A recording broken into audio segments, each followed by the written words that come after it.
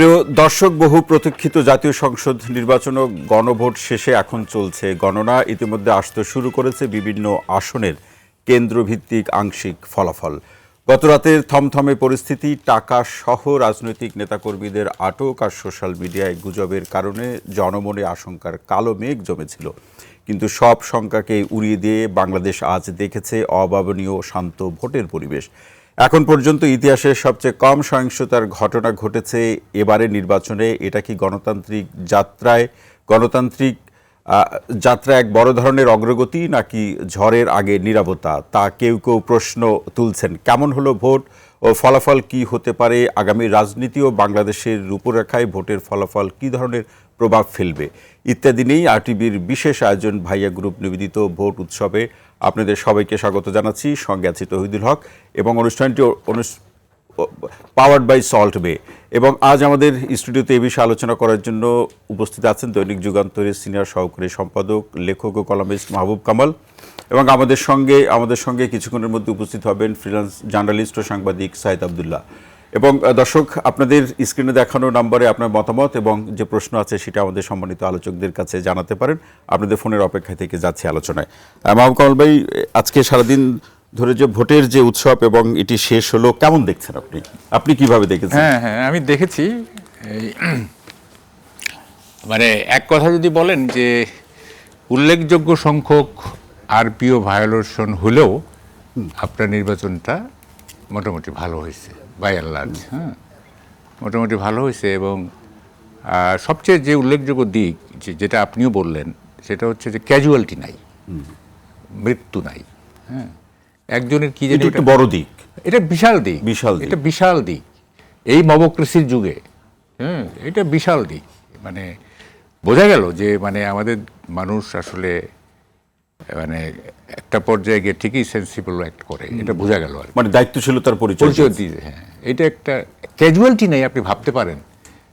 মানে কোনো নির্বাচনে কি এরকম হয়েছে? বিশেষ করে ধরেন লোকাল গভর্নমেন্টে যেগুলি হয়। ইন্ডিয়াতে কি হয়? ইন্ডিয়াতে তো প্রচুর লোক মারা যায়, তাই না? এটা একটা ভালো দিক।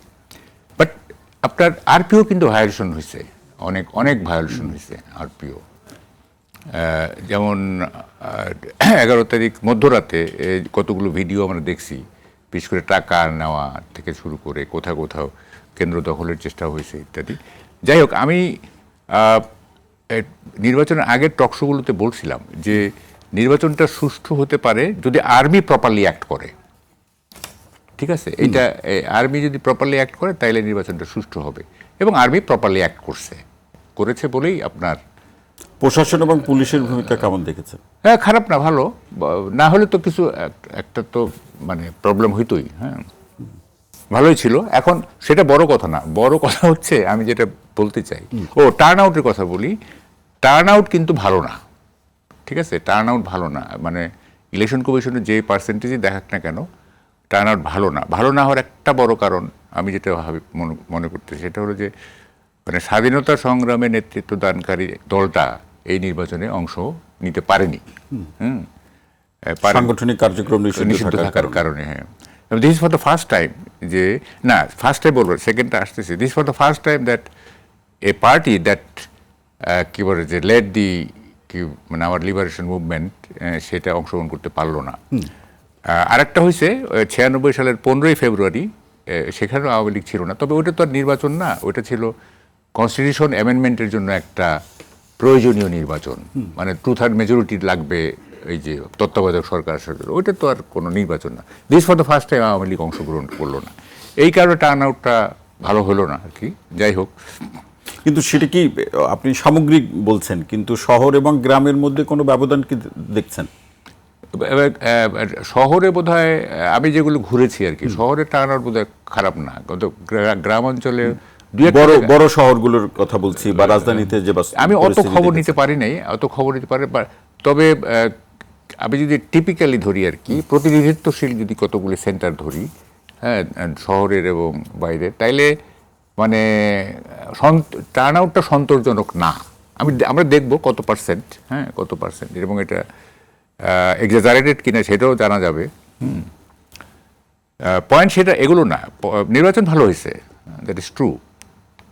মানে এই মবক্রেসির যুগে এখন তো সবাই গণনা চলছে, এই গণনার মধ্যে সাধারণ মানুষের আগ্রহের জায়গাটা হলো ফলাফল কি হতে হ্যাঁ, যাচ্ছে। আমি এইমাত্র আমি আসতেছি, তো ওখানে দেখলাম একটা সেন্টারে ভোট শেষ, লোকজন পাহারা দিচ্ছে, মানে ওই সেন্টারটা ঘিরে লোকজন ভিড়। আমি ওটা আমি স্ট্যাটাসও দিছি ছবিটা সহ। আচ্ছা, তো কথাটা হচ্ছে দেখেন, এই এই যে নির্বাচনটা মোটামুটি গ্রহণযোগ্য হলো, এইটা কিন্তু this is not the end of the story. ঠিক আছে, নির্বাচনটা একটা প্যাকেজ। ঠিক আছে, প্যাকেজটা কীরকম, ভোটটা হয়ে গেল না, এখন সেকেন্ড স্টেজ হচ্ছে ফলাফলটা প্রপারলি দেওয়া। ঠিক আছে, উইদাউট এনি ম্যানিপুলেশন। থার্ড হচ্ছে আপনার এই নির্বাচিত হলে যারা ঘোষিত হবেন তাদের শপথ গ্রহণ। ফোর্থ হচ্ছে আপনার ইলেক্টেড বডির কাছে ক্ষমতা হস্তান্তর। তাইলে কিন্তু হোল প্যাকেজ ইজ ডান। ঠিক আছে, কারণ আপনি বলছেন যে প্যাকেজের আরো কিছু কাজ বাকি আছে, শান্তিপূর্ণভাবে শেষ হওয়া বাকি আছে। এগুলি বাকি আছে। এই মুহূর্তে আমরা স্যাটিসফাইড, কিন্তু বাকি যেগুলো ফলাফল ঘোষণা করা এবং পরাজিতরা পরাজয় মেনে নেওয়া, যেটা ডেমোক্রেসির একটা বিউটি। সেটা কিন্তু দুই দলের যে প্রধান তারা কিন্তু বলেছেন যে ভোট সুষ্ঠু হলে এবং সবকিছু যথাযথভাবে হলে ফলাফল যাই হোক তারা তা মেনে নেবেন। ভোট সুষ্ঠু হয়েছে, এটা অ্যাগ্রিড, কিন্তু ফলাফল যদি যথাযথ হয়, এইটা তো একটা ভেগ কথা। যথাযথ তো আমি বললাম, আমি যদি মনে করি যে না যথাযথ হয়নি, আমি হেরে যাওয়ার পরে তো বলতেই পারি যে এটা যথাযথ হয় নাই। এটা দেখতে হবে আমাদেরকে, মানে কোনো কিছু তো লুকানো থাকবে না, আলটিমেটলি সবই এক্সপোজড হয়ে যাবে এই যুগে, তাই না?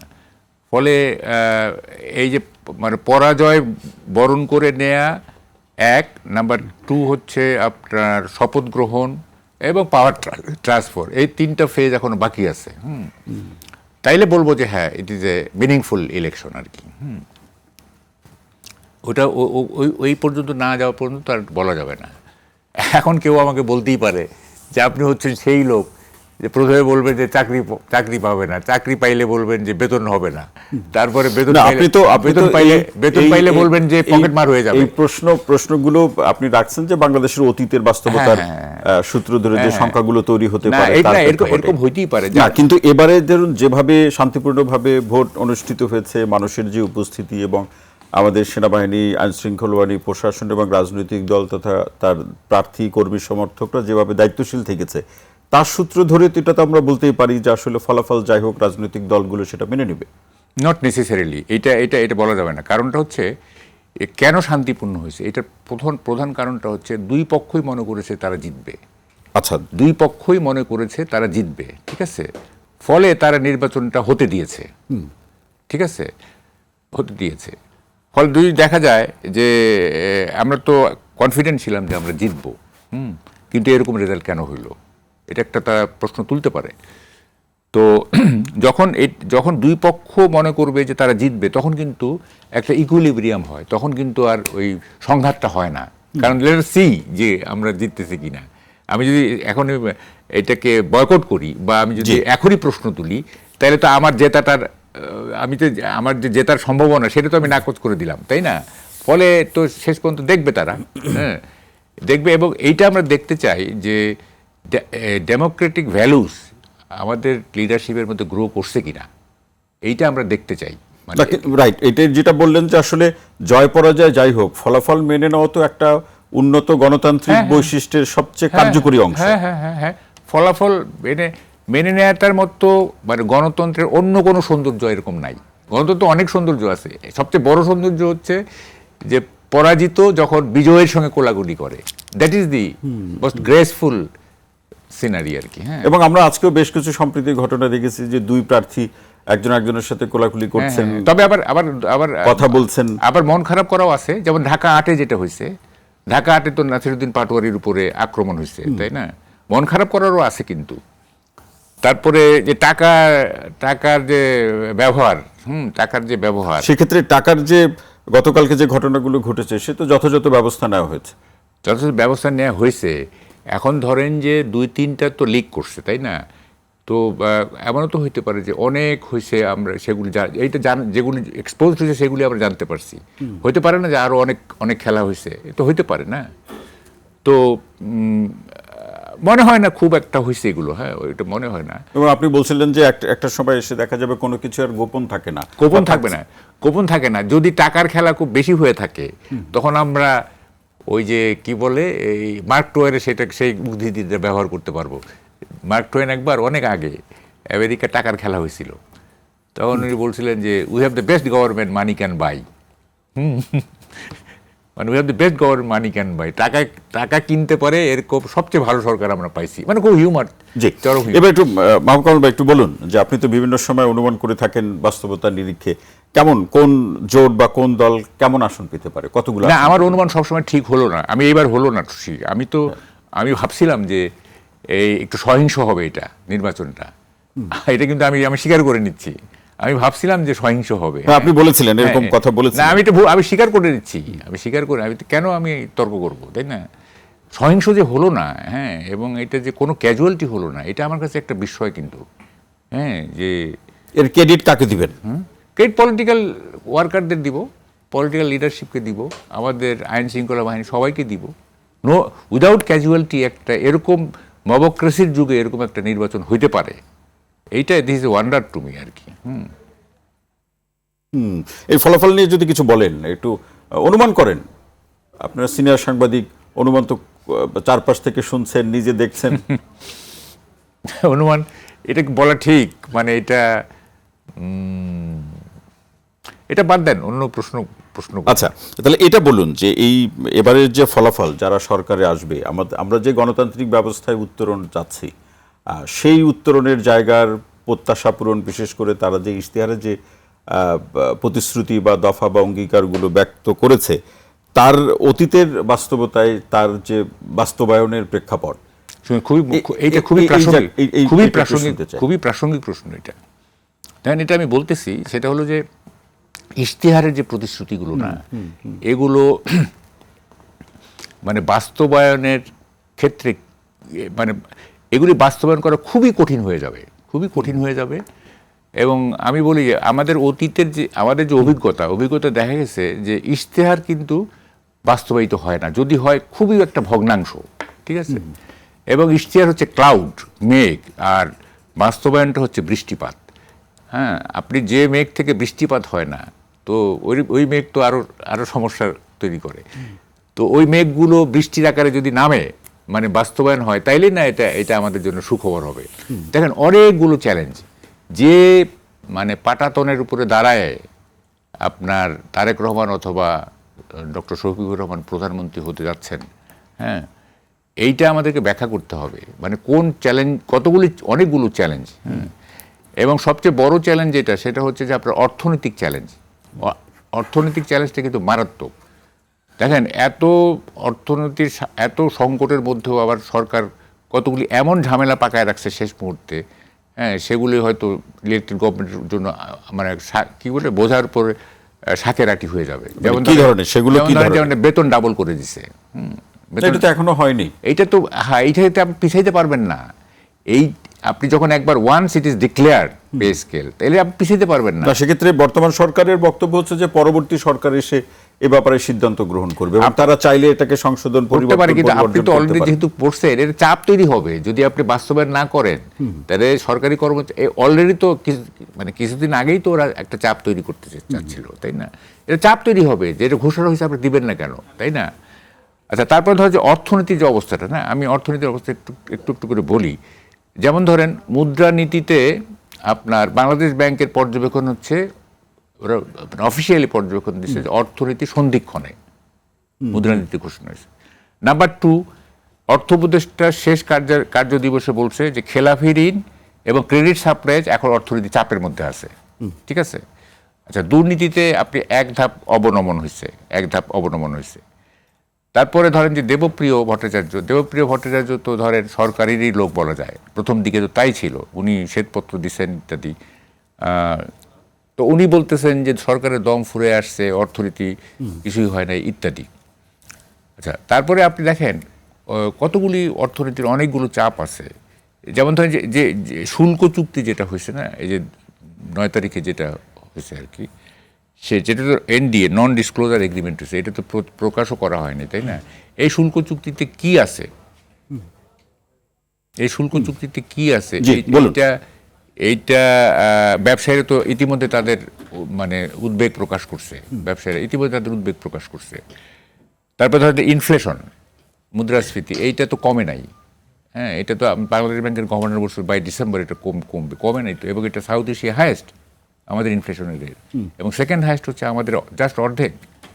ঠিক আছে, মানে আপনি বলছেন যে এই প্রসঙ্গগুলো যারা শপথ নেবেন, দায়িত্ব নেবেন রাষ্ট্র পরিচালনার জন্য, এটা গেল অর্থনৈতিক, তাদের জন্য, হ্যাঁ, অর্থনীতির প্রসঙ্গ। অন্যান্য যে প্রসঙ্গগুলো আছে সেটা আমরা পর্যায়ক্রমে আপনার কাছ থেকে আলোচনা শুনবো। কলবে অসংখ্য ধন্যবাদ।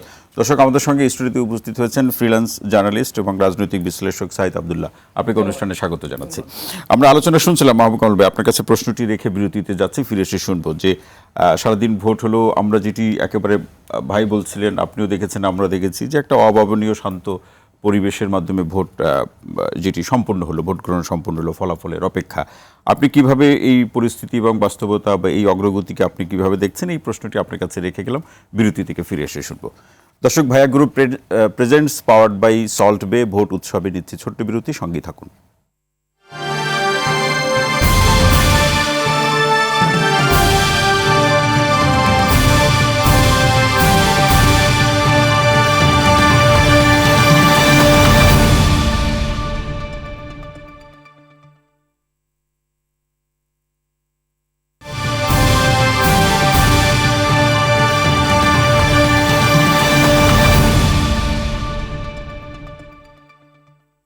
বিরতির পর আবারও স্বাগত Bhaiya group presents powered by salt বে ভোট উৎসবে। সঙ্গে আছি ডক্টর তৌহিদুল হক। আমরা যে আলোচনাটি করছিলাম সেই আলোচনায় ফিরতে চাচ্ছি, যে প্রশ্নটি রেখে যাওয়া সাইদ আব্দুল্লাহ, যে আজকে সারাদিনে ভোট কেমন হয়েছে এবং ভাই আলোচনা করছিলেন, আপনার বিশ্লেষণে শুনতে চাই। সবার আগে আমি বলবো টার্ন আউট কত হয়েছে এখন পর্যন্ত তো স্পেসিফিক্যালি বলা যাচ্ছে না, তবে দুইটা ব্যাপার খুবই সুস্পষ্ট। বাংলাদেশের মানুষ একটা বিশাল বড় ধন্যবাদ ডিজার্ভ করেন এই কারণে যে অনেক মানুষের অনেক ভয় ছিল যে অনেক ধরনের সহিংসতা হইতে পারে, কিন্তু কোনো সহিংসতা হয় নাই। বাংলাদেশের মানুষের পাশাপাশি ইউনূস সাহেবের যে গভর্নমেন্ট, যে অ্যাডমিনিস্ট্রেশন মোটামুটি একটা ভালো ট্র্যাকে রেখে গেছেন, এবং আর্মি খুবই সিগনিফিক্যান্ট রোল প্লে করেছে। আমি বলছি না যে এই দল ওই দল, আমার কাছে মনে হচ্ছে রেসপেক্টিভ অফ পলিটিক্যাল পার্টি তারা যে জায়গায় অনিয়ম পেয়েছে তারা হার্ড হওয়ার চেষ্টা করেছে, এবং ভোট কেন্দ্রের পরিবেশ মোটামুটি ভালো ছিল। কিছু কিছু তো ব্যত্যয় ঘটবে, বাংলাদেশে মোটামুটি 32,000 কেন্দ্র আছে, রাইট? 32,000 কেন্দ্রের ভেতরে কিছু কিছু জায়গায় কিছু কিছু টুকটাটাকরি ঘটনা ঘটেছে। এইটা আসলে অতীত হিসাব ঘাটলে এটা চিরন্তন ব্যাপার, কিন্তু এটাকে বাদ দিলে আমি মনে করব যে সংঘাতবিহীন, সংঘর্ষবিহীন এই টাইপ একটা ইলেকশন বাংলাদেশের গণতন্ত্রের ওই যে লাইনচ্যুত ট্রেন যে লাইনে উঠে যাচ্ছে, এটা একটা অত্যন্ত স্বস্তির ব্যাপার। রেজাল্টের ব্যাপারে জাস্ট আমি এই শোতে জয়েন করার টাইমে সরকার প্রধান, এই সরকার যে বলছিল যে এবারের নির্বাচন নানা আঙ্গিকে একটি ঐতিহাসিক নির্বাচন হবে, সেটা তো তারা প্রমাণ করতে পারলো। অন্তত পক্ষে আপনি যদি সংঘর্ষের কথা চিন্তা করেন বা সহিংসতার কথা চিন্তা করেন, এইসব স্কেলে চিন্তা করলে অবশ্যই এটা একটা ঐতিহাসিক ইলেকশন হিসেবেই বোধহয় যে থেকে যাবে। এখন আমরা যেটা দেখতে চাই যে শেষ মুহূর্ত পর্যন্ত ভোট গণনা এবং সবকিছু যদি ফেয়ার প্রসেস মতো আগায়, কারণ ভোট কাস্টিং হওয়া পর্যন্ত একটা ব্যাপার, এবং ভোট যখন ঘোষণা করা হবে, রেজাল্ট ঘোষণা করা হবে আরেকটা ফেজ। সো ওই ফেজটাও যদি পরিপূর্ণভাবে ঠিকঠাক মতো হয়, তাহলে আমার কাছে মনে হয় যে এই ইলেকশনটা অত্যন্ত চমৎকার একটা ইলেকশন হিসেবে লিপিবদ্ধ থাকার কথা আমাদের ইতিহাসে। আপনার দৃষ্টিতে ফলাফল কেমন হতে যাচ্ছে বা কি হতে যাচ্ছে? দেখেন, মাত্রই ভোট গণনা মানে ভোট কাস্টিং শেষ হয়েছে, গণনা শুরু হয়েছে। এই মুহূর্তে মন্তব্যটা করলে অনেক ক্ষেত্রে প্রিম্যাচিউর মন্তব্য হয়ে যেতে পারে। আর আমরা তো আগে অনেক মন্তব্য করেছেন। না, অনেক মন্তব্য মানে কাউকে ছোট বা বড় করার প্রসঙ্গ না, কাউকে ছোট বা বড় করার ব্যাপার না। আমার কাছে যেটা মনে হয়েছে যে এইবারের ইলেকশনে যে কেউ নিশ্চিতভাবে বলতে পারছে না যে আমরা এতগুলা সিট জিতে যাচ্ছি, এতগুলা হবেই। এটাই that is the beauty of this election, যে আগে থেকে যদি বলা যেত তাহলে তো অনেক কিছুই হয়ে যেত। মানে এটা মাহবুব ভাই বলছিলেন যে এই যে প্রত্যাশা, এই প্রত্যাশার কারণেই সংঘাত সহিংসতা কম হয়েছে বা হয়নি বললেই বলা যায়। আর একটা ব্যাপার হলো কি, সংঘাত সহিংসতার করলে কি হয় তার তো একটা নজির মানুষের চোখের সামনে এখন খুব ভাইবল অবস্থা আছে, যে চিফ ইলেকশন কমিশনার 2 জন তো অলরেডি গারদের ভেতরে আছেন। সো এই দৃশ্যটা হওয়ার পরে প্রশাসনিক জায়গা থেকেও কিন্তু অনেক মানুষের এই ধরনের কিন্তু একটা টেন্ডেন্সি থাকে যে না, এমন কিছু করা যাবে না যেটা আমার ভবিষ্যতে সেই ঘানিটা টানতে হয়, নিজের দিকে বিপদ আসে। আমার কাছে মনে হয় যে এটাও একটা বড় ফ্যাক্টর হিসেবে কাজ করেছে, এবং রাজনৈতিক আন্ডারস্ট্যান্ডিং, যেটা একটা জেন্টলম্যানস আন্ডারস্ট্যান্ডিং বোধহয় কোথাও না কোথাও ছিল, যে কারণে অনেক ক্ষেত্রে দেখা গেছে 2-1টা কেন্দ্রে হয়তো বা বিশৃঙ্খলা বা কোনো কিছু দেখা গেছে, কিন্তু ইফ ইউ কনসিডার ঢাকা 8, যে আপনার কাছে মনে হবে তর্ক বিতর্ক কিছু কিছু চলেছে, কিন্তু ঢাকা 9-এর দিকে তাকান, চমৎকার একটা এনভায়রনমেন্ট দেখবেন। ঢাকা 14-এর দিকে তাকান, দেখবেন জামাতের ক্যান্ডিডেট এবং বিএনপির ক্যান্ডিডেট মানে বেশরা আরমান এবং তুলিয়াপা, দেখবেন যে খুব চমৎকারভাবে ক্যাম্পেইন চালিয়েছে এবং আজকের দিনেও যে সৌহার্দ্যপূর্ণ অবস্থাটা তারা দেখিয়েছে, এটা খুব চমৎকার একটা ব্যাপার। তারপর লক্ষ্মীপুরে দেখলাম যে অ্যানি শহীদুদ্দিন চৌধুরী অ্যানি এবং জামাতের যিনি ক্যান্ডিডেট ছিলেন পাশাপাশি দাঁড়িয়ে কথা বলছেন, এগুলো না একটা গুড জেস্টার। জনগণ তো এটাই চায়। এক্স্যাক্টলি। জনগণ এবং কে জিতবে কে হারবে তার চেয়েও যেটা দেখতে চায় জনগণ 5 বছর পর পর ফ্রি অ্যান্ড ফেয়ার ইলেকশন দেখতে চায়, যে ইলেকশনের মাধ্যমে জনগণের হাতে ওই চাবিকাঠিটা থাকবে যে কাকে ক্ষমতায় বসাবে আর কাকে বসাবে না। এবং আরেকটি ব্যাপার যে গতকাল রাতের যে বিভিন্ন জায়গায় অর্থসহ গ্রেপ্তার হওয়া কিংবা সোশ্যাল মিডিয়াতে গুজবের যে প্রসঙ্গ, আপনার কাছে কি মনে হয় যে এই যে আইনশৃঙ্খলা বাহিনী সেনাবাহিনী যথাযথ তারা ব্যবস্থাও নিয়েছে, সবকিছু নিয়ন্ত্রণে অনেক জায়গায় তারা ব্যবস্থা নিয়েছে, যদি না নিত এটা খুবই বড় ভস্কট পেকে যেতে পারে। এবং এটা কি কোনো ধরনের প্রভাব রাখতে পেরেছে? দেখেন বাংলাদেশের একেবারে তৃণমূলে যদি চিন্তা করেন, অর্থের মাধ্যমে অনেক কিছু ম্যানিপুলেট করাটা সম্ভব, এবং যে স্কেলে একই সাথে একের পর এক দেখতে থাকলাম, ধরেন যে ওই ঢাকা 15 একজন ব্যারিস্টার পর্যন্ত যিনি টকশোতে সিভিল সোসাইটির ভূমিকা পালন করেন, তিনি নগদ টাকা দিয়ে দিচ্ছেন। তারপরে দেখলাম সিরাজগঞ্জের ঘটনা দেখলাম, তারপর ধরেন যে নারায়ণগঞ্জের ঘটনা ঘটেছে, তারপর শরীয়তপুরে ঘটনা ঘটেছে, পটুয়াখালীতে ঘটনা ঘটেছে। এই জাতীয় আপনি রেফারেন্স টানলে অনেক কিছু পাবেন। এমনকি ঠাকুরগাঁয়ের একটা ঘটনা নিয়ে তো বড় একটা ঘটনা ঘটেই গেল। তারপর লক্ষ্মীপুরে 2-একটা কেস এসেছে। এইটা হয়তোবা কোনো দল বেশি করেছে, কোনো দল কম করেছে, কিন্তু পাল্টাপাল্টি অভিযোগও আছে। এই ব্যাপারটা মহামারীর পর্যায়ে যাইতে পারে নাই, সেটা বোধহয় আইন শৃঙ্খলা রক্ষাকারী বাহিনীর ক্রেডিট, কিন্তু এটা যদি চলে যেত অনেক বাজে ইমপ্যাক্ট করতে পারত। এটা তো আমরা বলতে পারি যে আগামী দিনের নির্বাচনের প্রেক্ষাপটে এবারের নির্বাচন, এই যে 26-এর নির্বাচন বা ত্রয়োদশ জাতীয় সংসদ নির্বাচন একটা উদাহরণ হয়ে থাকবে। অবশ্যই একটা উদাহরণ থাকবে। আমি ফিরছি আপনার কাছে একটু পরে। মাহবুব আসতে চাই, আপনি নির্বাচিত যে সরকার, যারা সরকার গঠন করবেন তাদের অর্থনৈতিক চ্যালেঞ্জগুলোর কথা বলছিলেন, রাজনৈতিক চ্যালেঞ্জগুলো কি হতে পারে? রাজনৈতিক চ্যালেঞ্জ একটা হচ্ছে মবক্রেসি। মবক্রেসি তো আজকে তেমন ধরনের মবক্রেসি আমরা দেখি নাই, হ্যাঁ, কিন্তু আপনার নতুন গভর্নমেন্ট হওয়ার পরে অপোজিশন বলেন, অন্যান্য স্টেক হোল্ডার, তারা আবার মবক্রেসির জন্ম দিবে কিনা, এটা একটা প্রশ্ন। আর 2 নম্বর হচ্ছে মানে যৌক্তিক অযৌক্তিক আন্দোলন করার একটা হ্যাবিট হয়ে গেছে আমাদের। আচ্ছা, যৌক্তিক অযৌক্তিক তো ধরেন যে এই সরকারের আমলে তো কত শত আন্দোলন হয়েছে, তাই না? নানা দাবি দেওয়া ভিত্তিক আন্দোলন হয়েছে। তো এখন নতুন গভর্নমেন্টের কাছে প্রত্যাশা যখন বেশি হবে, বড় মানে আন্দোলন হইতেই থাকবে, মানে এইটার যদি লিগাসি থাকে এই সরকারের আমলে যে আন্দোলন, এটা যদি, কিন্তু রাজনৈতিক দলের সরকারের সময় যে পরিবেশ বা বাস্তবতা আর অনির্বাচিত সরকারের সময়ের বাস্তবতা তো একরকম থাকে না। সেটা তো ঠিক আছে, কিন্তু ধরেন যে দাবি দেওয়া ভিত্তিক যদি আন্দোলন রাস্তায় কেউ নামে, আপনি তো তাকে এই বাস্তবতা তো আপনি ইগনোর করতে পারবেন না যদি নামে, তাই না? এবং এটা যদি মুহুর্মুহু হইতে থাকে, কারণ অপোজিশন সবসময় চাইবে সরকারকে বেকায়দায় ফেলতে। আমাদের অপোজিশন কিন্তু, আমাদের যে ট্র্যাক রেকর্ড, যেমন অপোজিশন এইটাও সাইকোলজি আছে, চালের দাম বাড়ুক, হ্যাঁ, চালের দাম বাড়ুক, তাইলে গভর্নমেন্ট বিপদে পড়বে, এরকমও কিন্তু মানসিকতা আছে, বুঝছেন? তো গভর্নমেন্টকে ডিস্টেবিলাইজ, মানে যারা বিরোধী অবস্থানে থাকে তারা সরকারকে সবসময় বিপদে ফেলতে চায়, ডিস্টেবিলাইজ করতে চায়, হ্যাঁ। ফলে এরকম হইতে পারে আন্দোলনের পর আন্দোলন, এটা একটা ইয়ে। আর একটা বড় যে সংকট থাকবে সেটা হচ্ছে যে আপনার, সেটা হচ্ছে এক্সটার্নাল ফ্রন্ট, ইন্টারনাল, সেটা হচ্ছে যে জিও পলিটিক্সটা কি হবে, হ্যাঁ, এইটা কিন্তু একটা বড় ব্যাপার। যেমন আপনাকে সেটা নিয়ে এত বেশি ভয় পাচ্ছেন কেন? ভয় পাচ্ছে এই জন্য যে 3টা দেশকে আপনাকে একসাথে হ্যান্ডেল করতে হবে। কোন 3টা দেশ? একটা হচ্ছে আপনার আমেরিকা, ইন্ডিয়া এবং চায়না, ঠিক আছে? এই 3টা মেজর দেশ।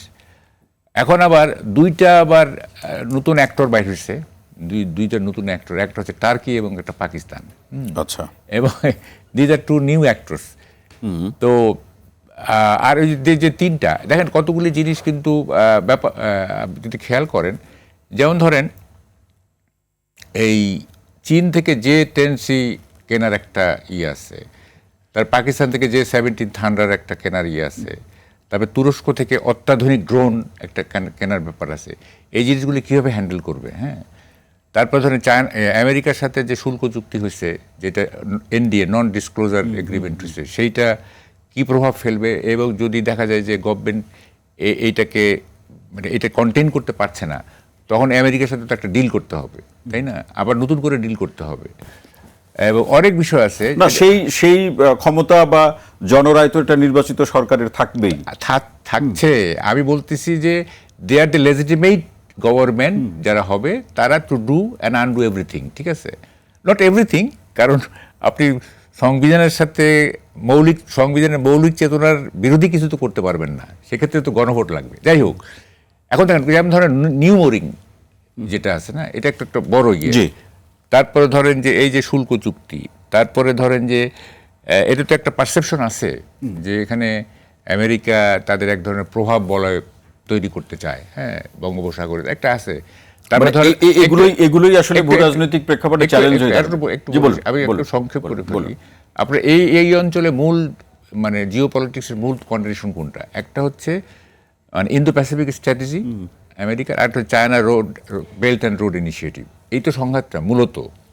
এখন এইখানে তো ইউ হ্যাভ টু চুজ যে আপনি মানে কোন দিকে যাবেন, অথবা আপনি যে ব্যালেন্স করতে চান তাইলে কিভাবে গুড হিউম্যানে রেখে ব্যালেন্স করবেন। এটা একটা হাই মানে কি বলে যে এটা ডিপ্লোমেসি, হ্যাঁ, diplomacy of the highest order. মানে আপনাকে এত এফিশিয়েন্ট হতে হবে যে আপনি এই সবগুলো জিনিস ট্যাকেল করে আপনি পলিটিক্সটাকে নিজের পক্ষে নিয়ে আসবেন। এটা big challenge, it's a big challenge. যেখানে ধরেন যে ডিপ স্টেটের খেলা হয়, তারপরে আমরা তো জানি কি মানে আপনি বলছেন যে আসলে এই প্রসঙ্গগুলো নির্বাচিত সরকার, একটা হচ্ছে অর্থনৈতিক, একটা হচ্ছে পলিটিক্যাল, আর একটা হচ্ছে জিওপলিটিক্স। এই তিনটা বিষয় খুব বড় ধরনের গুরুত্বপূর্ণ বিষয়, খুব বড় ধরনের চ্যালেঞ্জ আছে সরকারের জন্য যারা শপথ দিবেন। মাহবুব ভাই, ফিরছে আপনার কাছে। সাইদ আব্দুল্লাহ, গণভোটের ক্ষেত্রে কি ঘটতে যাচ্ছে এটা নিয়েও তো অনেক ধরনের আলাপ আলোচনা আছে। গণভোটের ক্ষেত্রে আসলে যে ব্যাপারটা আমার কাছে মনে হচ্ছে যে টার্ন আউট কি হইতে পারতো, যেমন দুপুর 2টা পর্যন্ত যেটা দেখতে পারলাম যে ইলেকশন কমিশনের যে সচিব আছেন উনি 47% বোধহয় টার্ন আউটের কথা বলছেন যে ওই টাইম পর্যন্ত, এবং তারপরে যেহেতু ভোট আরো 2 ঘন্টা 2.5 ঘন্টা ছিল, 12টা পর্যন্ত, 2টা পর্যন্ত, এবং তারপরেও তো 4:30 পর্যন্ত তো ভোটটা চলেছে। সো আমার ইনিশিয়াল স্টেজে একটা ধারণা ছিল যদি স্যাটিসফ্যাক্টরি লেভেল পর্যন্ত টার্ন আউট যায়, মানে প্রত্যেকেরই তো একটা উইশ থাকে, রাইট? সেই উইশটা আমার ছিল যে 70% হয়তো বা হয়ে যাইতে পারে, কিন্তু যে মুহূর্তে আমি দেখলাম যে লাস্টের দিকের অবস্থা, আমি অনেকগুলো টিভিতেও লাইভ দেখতে চাচ্ছিলাম যে কোথায় কি ভোট হচ্ছে, হয়তো বা 70% নাও হইতে পারে। Yet this is not my conclusive remark. এই ব্যাপারটা বলে রাখাটা অনুমান করে আপনি বলছেন। যদি এইটা 60% ক্যাটাগরিতে যায় বা 60% এর একটু নিচে যায়, তখন গণভোটের ইস্যুটা আমার কাছে মনে হয় যে যেভাবে এক্সপেকটেশন ছিল যে এরকম যেতে পারে সেই জায়গা থেকে অনেকটা কমে যাবে। ব্যবধানটা কেমন থাকতে পারে জাতীয় নির্বাচনের যে টার্নআউট এবং গণভোটের টার্নআউটের ব্যবধানটা কেমন থাকতে পারে? ব্যবধানটা কি আমার কাছে মনে হয় যে কিছু ভোট আপনি যদি ওভারঅল যদি কাউন্ট করেন, তো সেই ক্ষেত্রেও দেখা যাবে যে গণভোটের যে স্লিপটা আছে সেটা দেখা যায় অনেক মানুষ অনেকভাবে নষ্ট করে ফেলতেও পারে। অ্যাসাস কেন ওইটার সাথে মানুষ অভ্যস্ত না, দেখা যাবে যে কি করেছে না করেছে, সো এই ধরনের কনফিউশন বোধহয় অ্যারাইজ করবে। সো অরিজিনাল ভোট যেটা কাস্ট যেটা হবে, আমার ধারণা গণভোটের হিসাবটা তার চেয়ে কম কাস্ট হওয়ার কথা, তার থেকে কম কাস্ট প্র্যাকটিক্যালি এটা হওয়ার। নির্বাচিত সরকারের জন্য চ্যালেঞ্জের প্রসঙ্গ বলছিলেন, 3টা বিষয়ের কথা বলেছেন মাহবুব কামাল ভাই। একটা ভূরাজনৈতিক বিষয়, অভ্যন্তরীণ রাজনীতি এবং অর্থনৈতিক বিষয়। এই তিনটাতে মাহবুব ভাইয়ের আলাদা আলাদা করে বিচার বিশ্লেষণ আছে, প্রত্যেকটা আমি শুনছিলাম যেটা খুবই অবভিয়াস কয়েকটা কথা বলেছেন, এবং এটা মেনটেন করতেই হবে। কারণ বাংলাদেশ যাতে মানে ভৌগোলিক ক্রীড়নক যারা আছে তাদের যাতে প্লেগ্রাউন্ডটা না হয়ে যায়, এই ব্যাপারটা নজর দেওয়াটা খুব বেশি জরুরি। যখন একটা ইন্টারিম গভর্নমেন্ট এই টাইপ 1.5 বছরের উপরে ক্ষমতায় থাকে, অলরেডি পৃথিবীর বহু মোরালের নজর পড়ে গেছে, এবং সেই মোরালগুলোকে নিউট্রালাইজ করার চেয়েও আরো নতুন নতুন কিছু প্লেয়ার যুক্ত হয়েছে, তার্কির কথা যেটা বলছিলেন। সো এগুলো একটা সংঘাত তো তৈরি করবে ডেফিনেটলি, এবং যে কথাগুলো বলছেন ওগুলো আমি রিপিট করব না। I agree with all of those. Just আরেকটা কথা আমি যেটা বলার চেষ্টা করি, বাংলাদেশে আরেকটা সংকট আছে, সেটা হলো স্ট্যাবিলিটিটাকে যদি নিশ্চিত করতে হয়, তরুণদের কর্মসংস্থানের ব্যবস্থাটা নিশ্চিত করতে হবে। দেখবেন প্রত্যেকেই অনেক বেশি ভাইব্রেন্ট আছে বর্তমান বাংলাদেশে, এবং গণঅভ্যুত্থান যেটা হয়েছিল সেটার একেবারে ইমিনেন্ট কজ কি ছিল? দ্যাট ইজ মানুষের চাকরির প্রত্যাশা। এই যে চাকরির প্রত্যাশা, এই কর্মের জায়গাটা খুবই সিরিয়াসলি ফিক্স করার তাগিদ অনুভব করতে হবে। এটা যদি না করা যায়, আপনি অনেক লং টার্ম প্ল্যান নিলেন, সেই লং টার্ম প্ল্যান আসার আগেই দেখা যাবে যে আপনার খুঁটি নড়ে যাইতে থাকবে।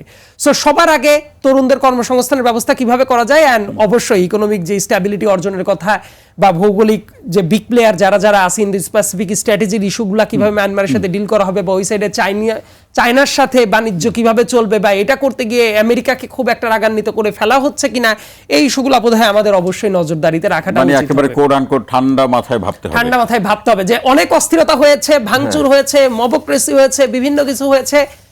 এখন আমাদের উচিত হইলো একদম হাইস্কুল মাথায় গভর্নমেন্টটাকে রান করা। অস্থিরতা শেষ, কোনো কিছু হইলো এই ধর, এই মার, এই কাট, এই কর, এইটা আর করা যাবে না। একদিক তো আমাদের নিঃশ্বাস বন্ধ হয়ে আসতেছিল, মানে মতো সরকারের আমরা একটা ইলেক্টেড বডির জন্য আমরা একেবারেই মানে অস্থির হয়েছিলাম আর কি। হ্যাঁ, এবং সেই অস্থিরতাটা গেল, মানে যদি পিসফুল পাওয়ার ট্রান্সফার হয়।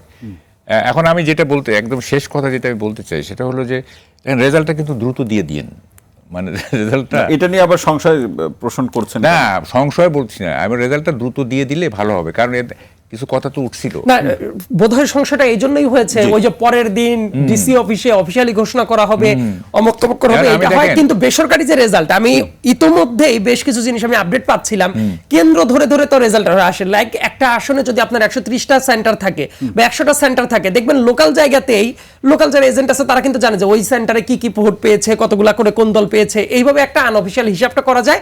ইয়েট অফিসিয়াল ঘোষণাটাও ভাইয়ের সাথে আমি একমত, খুব কুইক করে ফেলে খুব কুইক। কারণটা হচ্ছে কি, আমি ওই যেটা যেমন ধরেন যে আমি আসতে একটা সেন্টারে দেখলাম লোকজন পাহারা দিচ্ছে ভোট কেন্দ্র, হ্যাঁ, এবং তারা সাসপেন্সের মধ্যে আছে, থ্রিলের মধ্যে আছে, একটা উত্তেজনার মধ্যে আছে। এখন এই উত্তেজনার কতক্ষণ পর্যন্ত আপনি মানে তারা ক্যারি ফরওয়ার্ড করবে? খুব বেশি কিন্তু করবে না, তাই না? মানে আপনি যদি দেবদাস পড়ার সময়, যে দেবদাস মারা যাওয়ার সময় যদি বইটা কেড়ে নেন, হ্যাঁ, মানে উত্তেজনায় আপনি পড়তেছেন, তারপরে দেখা গেল মারা যাচ্ছে, তখন আপনি বইটা কেমন হবে তার? তো এখন ভোট দিয়ে দিছে, এখন যদি আপনি একটা নির্দিষ্ট সময়ের মধ্যে ভোটার ফলাফল জানতে চাইবে, আপনি যদি এই সময় বইটা কেড়ে নেন, যে না তুই পরে পড়ো, 3 ঘন্টা পরে পড়ো, তার যেরকম অবস্থা হবে এই ভোটারদেরও তেমন অবস্থা হবে। সুতরাং পরিস্থিতিকে কুল ডাউন করার জন্য অ্যাজ ইমিডিয়েট অ্যাজ পসিবল এটা রেজাল্টটা দিয়ে দিলে এবং তারপরে যদি শপথ গ্রহণ এবং কি বলে যে পাওয়ার ট্রান্সফার হয়ে যায়, ওয়ান্ডারফুল একটা ব্যাপার হবে আর কি। জি, সাইদ আব্দুল্লাহ, ফলাফল কেমন, মানে কিভাবে দেওয়া হবে, এই যে বিলম্ব হবে কি হবে না, সেই প্রসঙ্গগুলো নিয়ে ভাই করলে। হ্যাঁ, সেই প্রসঙ্গ তো অবশ্যই একটা ডাউট তো আছে, যে ওই যে অফিসিয়ালি ঘোষণা করতে যদি অনেক লেট হয়, এমনকি অনেক পোস্টাল ব্যালট বাইরে থেকে যেগুলো এসেছে সেগুলা কিভাবে হিসাব করা হবে না করা হবে, এটা নিয়ে কিছুটা ডাউট আছে, রাইট? কিন্তু আমার কাছে যেটা মনে হয় যে প্রত্যেকটা সেন্টার ধরে ধরে মানুষ তো আসলে আনঅফিসিয়াল রেজাল্টই বিবেচনাটা নেয়। আমেরিকার প্রেসিডেন্সিয়াল ইলেকশনের অফিসিয়াল রেজাল্টের আগেই মানুষ কিন্তু অফিশিয়াল রেজাল্ট তো সেটা তো সময় লাগবে, এটা প্রক্রিয়াধীন বাট ব্যাপার। আনঅফিসিয়াল রেজাল্টটাও যদি মানুষ জেনে যায়, ব্যাপারটা যাতে এই প্রসেসটা যাতে ব্লক না হয়ে যায়, লেটস সে প্রত্যেকটা কেন্দ্রে কি পরিমাণ রেজাল্টটা হচ্ছে এটা যদি মানুষ আগেই জানে, সবাই ক্যালকুলেটর চেপে হিসাব। আমরা একদম শেষের দিকে, ফলাফল যাই হোক সবাইকে মেনে নেওয়া এবং শান্ত থাকার, এই প্রসঙ্গে কি বলবেন? এটা তো একদম ম্যান্ডেটরি একটা ব্যাপার। লেটস সে যে পিসফুল ট্রানজিশনের কথা যদি বলা হলো, যেটা এটা যদি না হয়, তাহলে তো আপনি এত অর্জন করে দিন শেষে যেটা দেখা যাবে যে সারা দিন গরুর দুধ দোহাইলেন, দোহানোর পরে একদম লাস্টে গিয়ে ওই যে গ্রামের ভাষায় একটা কথা বলে, এক বালতি গরুর দুধের ভেতরে 1 ফোঁটা গরুর চুনা যদি পড়ে, ওভারঅল পুরো বালতিটাই খাওয়ার অযোগ্য হয়ে যায়। সো এইটা যাতে না হয়, এটা মেইনটেইন করা খুবই গুরুত্বপূর্ণ। সারা রাত রামায়ণ পড়ে সকালবেলা সীতা জানি কার বাপ, এরকম যদি হয়ে যাবে, যদি আপনি পাওয়ার ট্রান্সফার না করেন। সেক্ষেত্রে একটা বাস্তবতা নিশ্চয়ই আপনারা জানেন, একটু উল্লেখ করি একেবারে আমরা শেষের দিকে, সেটা হচ্ছে আইন শৃঙ্খলা বাহিনী এটা মাঠে থাকবেন, বেশ কয়েকদিন তারা মাঠে থাকবেন এই ধরনের পরিস্থিতি, নির্বাচনের পরিস্থিতি। আমি যেটা শুনেছি এবং জেনেছি সেটা হচ্ছে army is adamant, army is adamant to, এবং তারা খুব ভালো ভূমিকা পালন করছে। হ্যাঁ, এবং এটা দেখেন, আমি কিন্তু 2-3 দিন ধরে বলতেছিলাম যে ইলেকশনটা ফেয়ার হবে একমাত্র যে আর্মি যদি তার মানে কি বলে যে যথাযথ প্লে করে, দায়িত্ব পালন করে। এবং আমরা ফলাফলের অপেক্ষায় থাকলাম কি হতে যাচ্ছে, এবং সেটি দেখার পালা। মাহবুব কামাল এবং সাইদ আব্দুল্লাহ, আপনাদের দুইজনকে অসংখ্য ধন্যবাদ আজকের আলোচনায় সময় দেওয়ার জন্য। দর্শক, via group presents powered by salt বে ভোট উৎসব এখনকার মতো এখানেই শেষ করছি, এবং পরবর্তী আয়োজন দেখার অনুরোধ জানিয়ে এখানেই শেষ করছি। সবাই ভালো থাকুন, সুস্থ থাকুন, নিরাপদে থাকুন। সঙ্গে থাকার জন্য অসংখ্য ধন্যবাদ।